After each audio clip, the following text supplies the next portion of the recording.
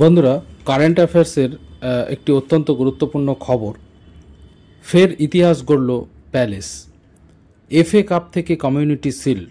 ওয়েম্বলিতে অর্থাৎ লন্ডনের ওয়েম্বলিতে পরপর দুটি ম্যাচে ইতিহাস গড়ল ক্রিস্টাল প্যালেস।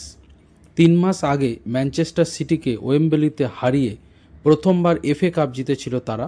রবিবার লিভারপুলকে টাইব্রেকারে হারিয়ে কমিউনিটি শিল্ডও তারা ঘরে নিয়ে গেল প্রথমবারের জন্য। ইপিএল চ্যাম্পিয়ন বনাম এফএ কাপ চ্যাম্পিয়নদের এই ম্যাচ শুরুটা ভালোই করেছিল লিভারপুল। নবাগত উগো এনকিথিকে 4 মিনিটে এগিয়ে দেন আর্নে সুটে টিমকে। 17 মিনিটে প্যালেসের যা ফিলিপ ম্যাতেতা 1-1 করেন। তার মিনিট চারেকের মধ্যেই 2-1 করেন আর এক নতুন আসা ফুটবলার জেরেমি ফ্লিম্পং। তারপরে অবশ্য লড়াই বাড়ায় প্যালেস। 77 মিনিটে ইসমাইলা সারের গোলে 2-2 করে তারা।